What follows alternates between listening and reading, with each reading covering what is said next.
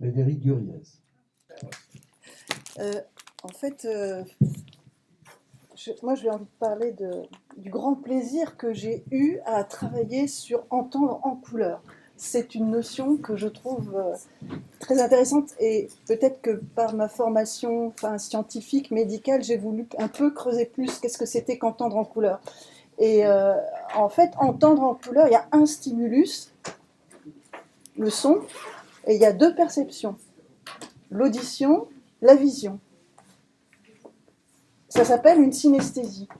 Mais en fait, il pourrait y avoir un autre stimulus que le son. Ça peut être par exemple une saveur et qu'on peut percevoir soit d'une manière gustative, soit de manière visuelle. Et justement, ça m'intéresse parce que Alain Passard, par exemple, qui est quand même un grand chef étoilé, est un synesthète. Et il y a la synesthésie, elle offre tellement de possibilités, c'est une tellement grande richesse que finalement, il y a 3% de la population qui est synesthète et peut-être que l'un d'entre vous l'est ici, c'est possible, mais parmi les grands créateurs artistiques, il y a quand même beaucoup de gens qui étaient des synesthètes. Il y a Kandinsky, qu'on connaît, peut-être Baudelaire, donc Alain Passard, enfin, tout ça pour dire que c'est une grande richesse, c'est une particularité neurobiologique, mais les gens ne s'en plaignent pas. C'est pas un trouble dont on veut guérir, en tout cas. Et on pense que l'origine de la synesthésie serait liée à dans la toute petite enfance, il y a des millions de connexions neuronales possibles, et en fait, celles qui ne sont pas utilisées, elles sont abandonnées, elles disparaissent, sauf chez les synesthètes. Alors ici, j'ai l'occasion d'expliquer un petit peu euh, pourquoi moi j'ai une vision très pigmentée de la poésie, parce que je ne suis pas synesthète. Je ne suis pas du tout synesthète. Et ma définition de la poésie, enfin une de mes définitions, c'est donc la poésie est un tableau, les mots sont des couleurs, ils éclaboussent le cœur. Mais cette définition ne vient pas de la synesthésie, mais d'analogie en fait. La poésie est un tableau. Comme la toile sur le châssis, la poésie a un espace sur la page. La poésie est un tableau, car sur la toile, comme dans un poème, je peux jeter avec fracas des couleurs primaires ou des mots primaires, des mots criards ou des couleurs criardes violents ou éclatants. Mais comme sur la toile, dans la poésie, je peux nuancer les mots et les couleurs, je peux les estomper, je peux leur donner plus d'éclat, plus de lumière, ou au contraire les assourdir, parce que les mots comme les couleurs peuvent s'apprivoiser. Il y a d'ailleurs une autre petite façon pour moi de décrire cette poésie. Sur le châssis toilé, au pinceau, j'ai posé des rimes de couleurs.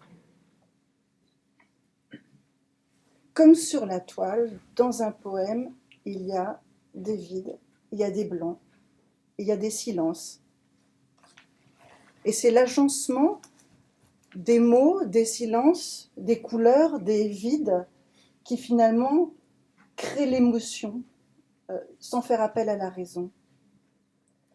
Alors j'ai pu intriquer même, mêler très intimement mes peintures et mes poésies dans un recueil grâce à l'éditrice Martine Rigaud-Sast des éditions Boitissé. Donc j'ai pu mêler dans ce recueil tout ce que je voulais en peinture et en poésie. Et ce recueil parle de territoire de l'enfance, de mer, de vent, de verre. C'est peut-être d'ailleurs ce lien à l'enfance que ce recueil est si riche en couleurs. Peut-être parce que les connexions neuronales de l'enfance étaient encore fluides. Le prochain recueil, pour la poète ou poétesse très visuelle que je suis, est un défi. Les textes sont déjà écrits, le titre aussi, je le sais, ce sera l'écho d'écrit tu. Mais dans ce texte, je parle surtout de sons, de cris, de répercussions du son dans l'espace, de la dilution du son, des silences, des échos, des absences. Et le grand défi pour moi, c'est comment, dans ce recueil, dans la partie physique du recueil, est-ce que je vais pouvoir incarner le silence, l'absence. Je me pose la question, est-ce qu'il faudrait le trouer, le perforer, creuser des anfractuosités pour montrer où est le vide ou l'absence? Est-ce qu'il faut ne figurer que des contours? Alors, je n'ai pas la réponse, mais j'espère que vous le découvrirez bientôt. Voilà, c'est mon prochain projet.